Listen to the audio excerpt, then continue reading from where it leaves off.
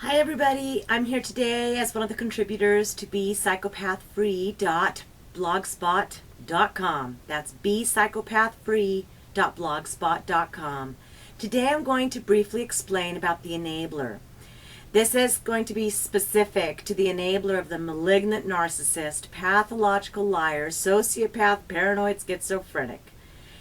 The enabler is anyone who supports the narcissist abuse in any capacity by means of shelter, offering them a job, money, a car, housing, refuge, and even a shoulder to cry on. So an enabler could be a relative, an acquaintance, a friend, or even a narcissistic best friend that lives vicariously through another narcissistic abuser.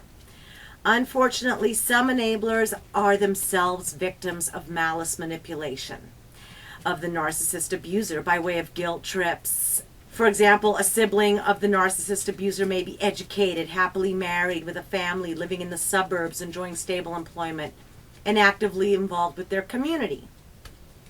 The narcissist abuser has probably been subjecting that sibling to a great deal of guilt for many years, with the poor me, sad stories of being victimized by the ex-spouse, the divorce judge, the child custody mediator that left them without a visitation of their child, the poor me, I own no land, I don't have a job or a pot to piss in, I'm broke and I need a car, right?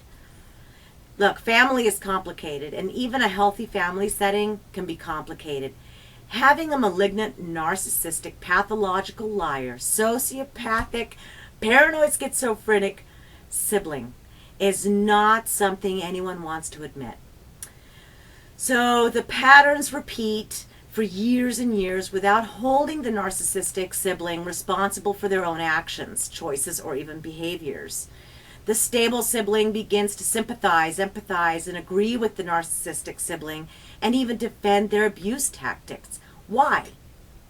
Because it is easier to believe a lie than it is to believe the truth. It's so much. The stable sibling endorsing the abuses of the narcissistic sibling, in an essence, it's re-victimizing the abused victim. Live vicariously through each other and use each other for narcissistic supply. So they share very similar traits, and some people even believe that they also share an intimate relationship, which is not uncommon for malignant, narcissistic, pathological, sociopath, paranoid, schizophrenic slanderers like this. So in fact, it is quite common.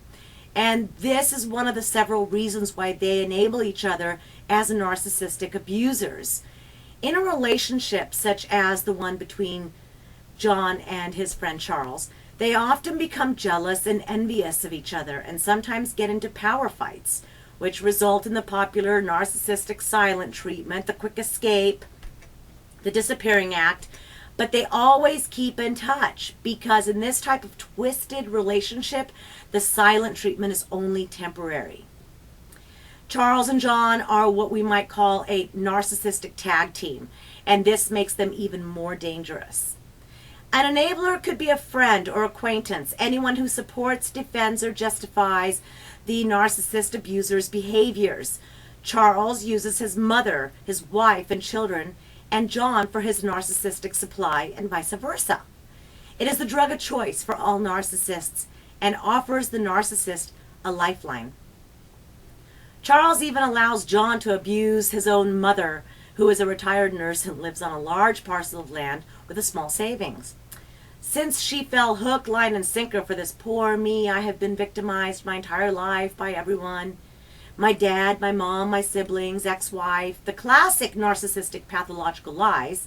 She enabled John by letting him build a small cabin on her property, and to this day she defends him. So she believes that the sun sets in both of these narcissistic abusers. So she is in pretty deep, I would say.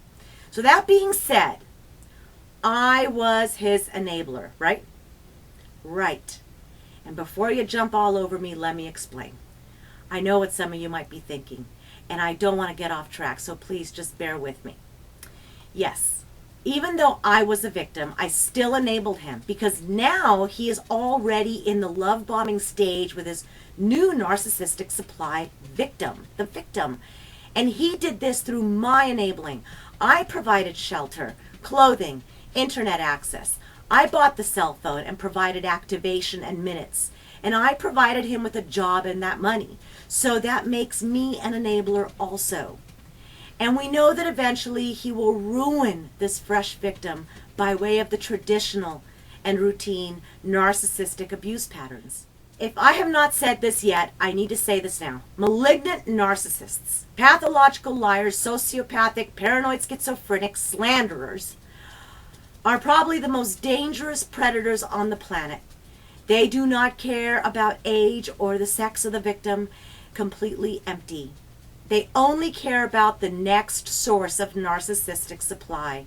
They are by far the most dangerous predators. Anyone can be an enabler, and if you are a victim or an enabler, please get help. Maintain no contact and help spread awareness.